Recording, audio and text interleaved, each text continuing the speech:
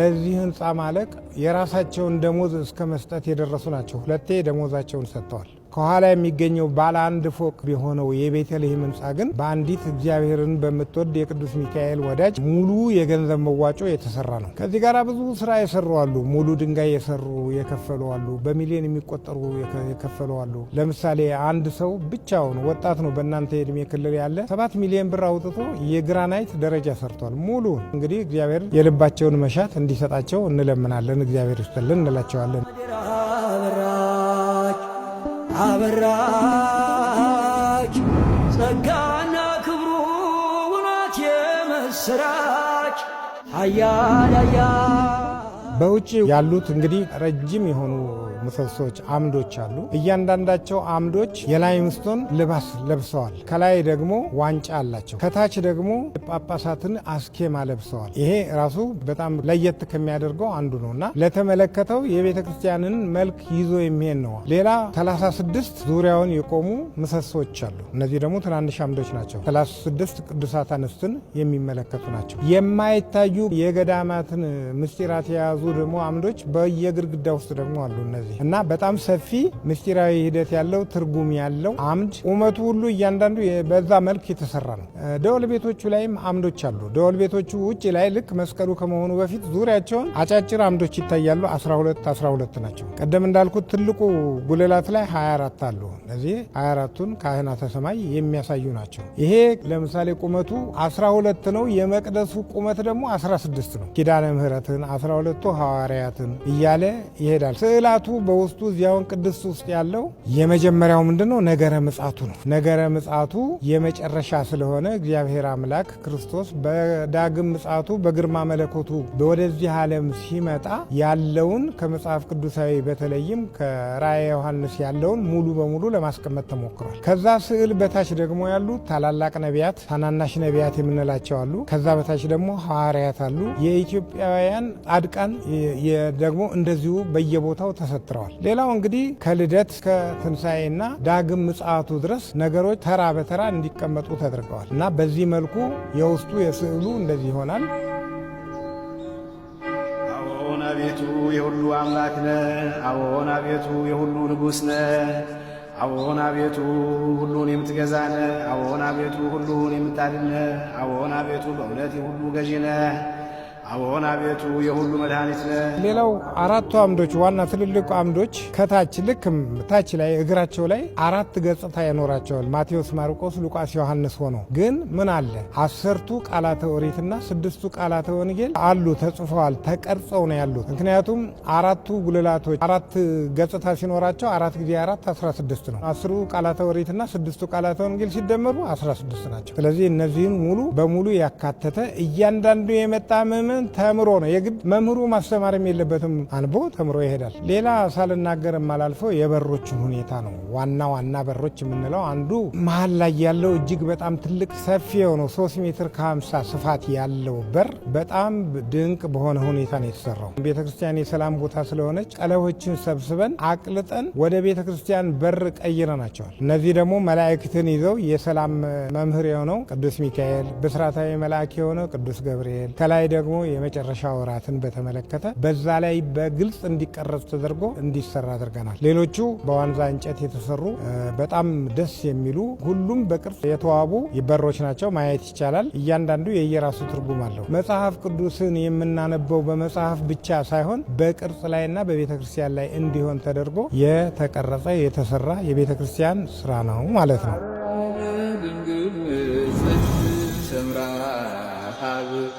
ዋሰት በዋደተራ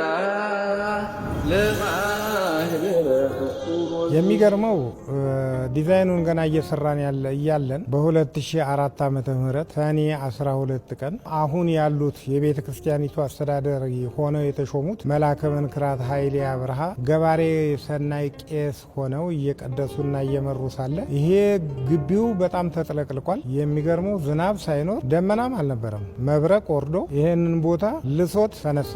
አንድም ሰው አልተጎዳም። መብረቅ የወረደበት ቦታ ላይ ነው ይሄ ህንፃ ያረፈው። ይህ አንዱ ታምር ነው። ሁለተኛ በተለይ ይህንን ትልቁን ጉልላት ስንሰራ በአራት ቦታ ልቁጥ ሲሚንቶ ወደ ላይ የሚያጓጉዙ ማሽኖች ነበሩ እና በጣም ከባዶች ናቸው። ከስር ሆነው የሚጭኑ አሉ፣ ከላይ ሆነው የሚጎትቱ አሉ፣ ሰዎች አሉ። በማሽን ነው የሚወጣው። የሚገርመው ካቦው ተበጥሶ አንድም ሰው አልነካም። ይሄ ሁሉ ስራ ሲሰራ አንድም ሰው ምስማር እንኳን ሳይወጋው ነው እዚህ የደረሰው። ይሄ አንዱ ታምር ነው እና እነዚህን ሁኔታዎች አስታውሳለሁ። በእኔ ወክንፎቹን በእጁ ዘርፍ ይዟል፣ ሚካኤል ሊረዳኝ ቆሟል።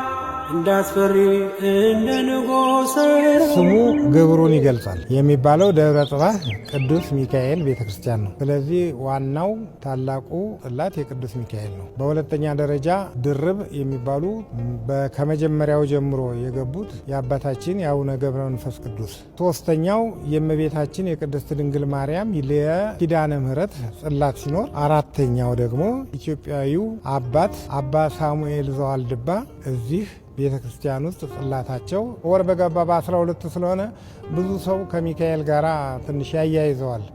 ለምሳሌ ታኅሳስ 12 የምናከብረው የቅዱስ ሚካኤልን በዓል ሳይሆን የአባ ሳሙኤልን በዓል ነው እና ታቦተ ሚካኤል ዋናው ነው። ሶስቱ ተደራቢ ናቸው ማለት ነው።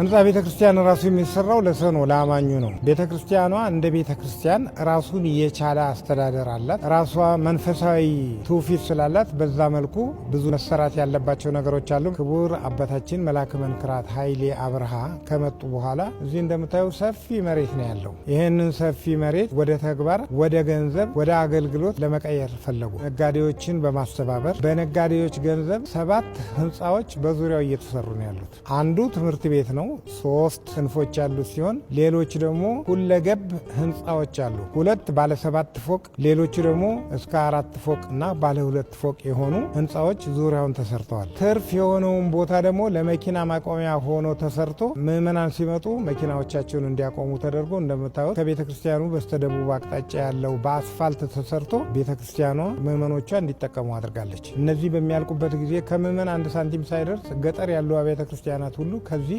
የሚገኘው ገቢ ከፍተኛ የሆነ እርዳታ ሊደረግ እንደሚችል ምንም ጥርጥር የለኝም እና ምሳሌያዊ የሆነ የልማት አቅጣጫ በዚህ በኩል ተይዟል። 64 ሜትር ነው ቁመቱ። ይሄ በኢትዮጵያ ውስጥ 64 ሜትር የሆነ ቁመት ያለው የትኛውን ቦታ የለም። በወላይታ 48 ሜትር ነው እና 64 ሜትር ደግሞ ትርጉም እንዲሰጥ ተደርጎ ነው የተደረገው። የእመቤታችን የቅድስት ድንግል ማርያም በዚህ ዓለም የኖረችበት የዕድሜ ገደቧ ነው። ስለዚህ ቅድስት ራሱ ማንን ይወክላል? እመቤታችንን። ስለዚህ ትምህርትም እንዲማሩ እንፈልጋለን። ሁለተኛ እንደምታዩት በእያንዳንዱ እዛ ጋር ዙሪያ 4 ገጾች ያላቸው ምሰሶዎች አሉ። እነዚህ 4 ገጾች እያንዳንዳቸው 10ቱ ቃላተ ኦሪትና 6ቱ ቃላተ ወንጌል ተደምረው በእነዚህ 4 ጊዜ 4 16 ናቸው። 10ቱ ቃላት 10፣ 6ቱ ቃላተ ወንጌል 16 ናቸው። እነዚህ በድንጋይ ላይ ተቀርጸው በ3D ማለት ነው በሶስት መስፈርታዊ በሆነ ተሰርቶ ማንም ሰው እንዲያነባቸውና እንዲማራቸው የተደረገ ነው። በጣም ጥሩ። እንደው በዚሁ አጋጣሚ አቅማችንን እንዲነግሩን ይፈልጋለሁ። ይሄን የሚያክል ግዙፍና ውብ ቤተክርስቲያን በኢትዮጵያውያን እጆች ደግሞ በኢትዮጵያ በተመረቱ ማቴሪያሎች የተሰራ ነውና የግንባታ አቅማችንስ እንዴት ይረዱታል እርሶ? ከአዲስ አበባ ዙሪያ የመጡ ድንጋዮች አሉ፣ ከትግራይ የመጡ ድንጋዮች አሉ፣ ከሀረርጌ የመጡ ግራናይቶች አሉ። የነዚህ ሁሉ ድምር እንዲሁም ከደብረ ሊባኖስ የመጣ የጥቁር ድንጋይ ባሪያ ድንጋይ የምንለው አለ። እሱ ሁሉ እዚህ መጥቶ በስርዓት ተፈልፍሎ በስራ ላይ የዋለ ነው። ስለዚህ ወርቅ የሆኑ እጆች ኢትዮጵያውያን አሉ። ማቴሪያሉ ሁሉ የምትፈልጊው ኢትዮጵያ ውስጥ አለ። መስራት ብቻ ነው ሊቀይረው የሚችለውና በዚህ መልኩ ነው እዚህ የተሰራው ማለት ነው። በኦዲት ያለን ግኝት ከ240 ሚሊዮን ብር በላይ ወጥቶበታል።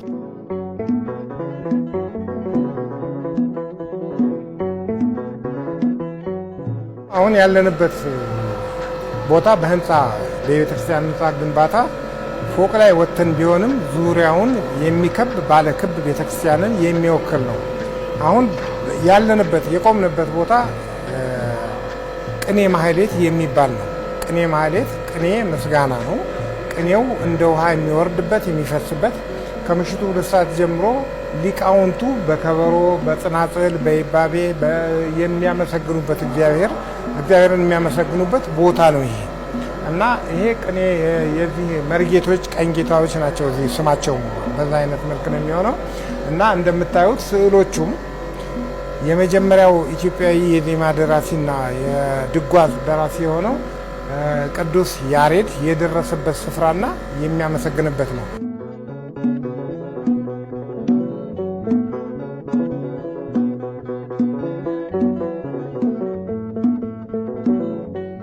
ይኸው እንደምታዩ ወደ ጣሪያው መጣን። አሁን ያለነው ከካቴድራሉ ጀምሮ ወደ ላይ ሲለካ 12ኛው ሜትር ላይ ነው ያለነው። 12 ደግሞ የ12 ሐዋርያት ተምሳሌት ነው። ስለዚህ አሁን እንደምታዩ ወለሉ የጣሪያው ቆርቆሮ የሚባል ነገር የለም። ሙሉ በሙሉ በእብነበረድና በግራናይት ነው የተሰራው። የፍሳሽ ማስወገጃ ምናምን ነገር የለውም። ዝናብ ጠብ ስትል ውልቅ ነው እና እዚህ ጋር እንደምታዩ የታች ቅድም ያየ ነው የካቴድራሉ መቅደስ ጉልላቱ ነው። ከኋላ ወደዚህ ደግሞ እየሄድን በምናይበት ጊዜ ከጀርባችን የቅድስት የምንለው ዋናው ትልቁ ጉልላት አለ ማለት ነው እና ይሄ ጉልላት እንደምታዩት 3 ደርቦች አሉት። ይሄ ማለት ምንድነው? የሥላሴን ምሳሌ የያዘ ይሆንና በዚህ እያንዳንዱ ደርብ ላይ ከፊት ለፊት በጣም የሚታዩ 24 አምዶች አሉ፣ ምሰሶዎች። ከውስጥ 24 መስኮቶች አሉ። 24 መስኮቶችና 24 አምዶች በግራና ቀኝ የሚቆሙ የሥላሴን መንበር የሚያጽኑ 24ቱን ካህናተ ሰማይ ምሳሌ የያዙ ናቸው ማለት ነው። ስለዚህ ቤተክርስቲያኗን በደንብ መመልከት ለሚፈልጉ ሰዎች ደግሞ ይሄኛው ጣራው ሌላኛው እና ጥሩ አማራጭ ነው ብዬ አስባለሁኝ። እንደው ምናልባት ቤተክርስቲያኑን የቱሪስት መዳረሻ ከማድረግ ጋር ተያይዞ ቱሪስቶችን ለመሳብ የሚሰሩ ስራዎች እነሱን ደግሞ ብናነሳው ደስ ይለኛል። እውነት ነው። በጣም አመሰግናለሁ። ጥሩ ጥያቄ ነው። እኛም ከመጀመሪያው ጀምሮ ያሰብነው ምንድነው ወደ ኢትዮጵያ የሚመጣ ማንኛውም ቱሪስት ከየትም ይምጣ ይህንን ቤተክርስቲያን የቱሪስት መዳረሻ እንዲሆን ማድረግ ነው። ማንኛውም ቱሪስት እዚህ ቢመጣ አገልግሎቱም እየተካሄደ ሳይረበሽ መግባትና መውጣት ይችላል። አይታቸዋል። ላይ ድረስ ወጥቶ አንድ ቤተክርስቲያኗን ያያል። ሁለተኛ ደግሞ የአዲስ አበባን ዙሪያ ገባውን በዚህ በኩል እስከ የረር በዛ በኩል እስከ ዝቋላ ድረስ ማየት የሚያስችል ሁኔታ አለው እና ይህን ሁሉ እንዲያይ እኛ እንግዲህ ከድሮ ከመጀመሪያው ሲነሳ ይህንን ነገር እንዲመቻችለት ስለነበረ ቱሪስቶች በዚህ በኩል ይጎበኙናል ብለን ተስፋ እናደርጋለን። ከቱሪስት ወደ ኢየሩሳሌም እንደ መግባት ነው ምሳሌው እና አሁን ወደ መቅደሱ እንገባለን ማለት ነው። ይሄ የዋናው ቤተ መቅደስ ክፍል ነው እና እንደምታዩት 3 መንበሮች አሉ። ይሄ ደብር የሚጠራው በቅዱስ ሚካኤል በመላኩ በቅዱስ ሚካኤል ስም ስለሆነ መሀል ላይ ያለው የእሱ ታቦት ይሆናል ማለት ነው። ከዚህ ታቦት በተጨማሪ 2 ታቦታት እዚሁ ቤተ መቅደስ ውስጥ አሉ። ቦታውም ሰፊ ነው እንደምታዩ። በስተ ቀኝ በኩል የእመቤታችን የቅድስት ድንግል ማርያም የኪዳነ ምሕረት ታቦት ሲኖር በስተ ግራ በኩል ደግሞ የኢትዮጵያዊው ጻድቅ የአባ ሳሙኤል ዘዋልድባ ታቦት እዚህ አለ ማለት ነው። በጣም ነው የሚያምረው። እኔ አንድ የደነቀኝ ነገር እንግዲህ በዚሁ አዲስ አበባ ከተማችን ውስጥም የሚገኙ የካቴድራል ቤተክርስቲያኖች የስዕል ጥበባት አልፎ አልፎ ልንመለከት እንችላለን። እዚህ ግን በጣም ብዙ ነው እና የሆነ ደስ የሚል ስሜት አለው። ስለሱም እንዲያወሩኝ እፈልጋለሁ። ስለነዚህ የስዕል ጥበባት እንግዲህ ስዕሎች እዚህ ያሉት የስዕል አይነቶች በውስጥ በኩል 2 አይነት ስዕሎች እንዳውም 3 አይነት ስዕሎች አሉ። እነዚህ ስዕሎች የሸራ ላይ ስዕል እነዚህ የምታዩቸው ናቸው። ግድግዳውን ተለጥፈው የተሰሩት በሙሉ በእጅ ሆኖ ኢትዮጵያዊ ሰዓሊ ነው የሳላቸው። ታሪኮቹ መጽሐፍ ቅዱሳዊ ናቸው። እነዚህ ሙሉ በሙሉ በአንድ ሰው የተሳሉ ስዕሎች ሲሆኑ ታሪኩና ትውፊቱን ግን ስርዓቱን ተከትሎ ነው የሄደው። እነዚህ የሸራ ላይ ስዕል ሀረጎቹም አዲሶች ናቸው። እንደምታዩት እነዚህን ሀረጎች ለጊዜው ከኛ ቤተክርስቲያን ውጪ ሌላ ቦታ አታገኟቸውም። እንደ አዲስ ነው የተፈጠሩት። እንደምታዩ ደግሞ በስተቀኝም ይሁን በስተግራ እዚህ ጋር አሁን ለምሳሌ ቅዱስ ገብርኤል አለ። ይሄ ደግሞ በድንጋይ ላይ የተቀረጸ ስዕል ነው ማለት ነው።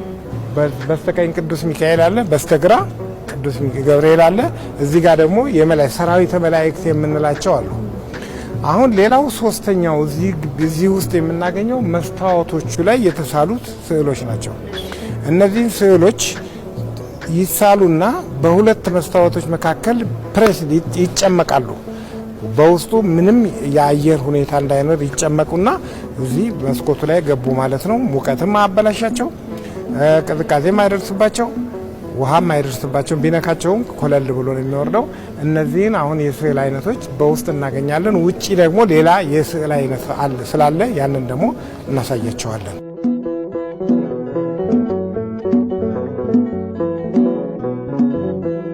ስለ መብራቶቹስ እናውራ።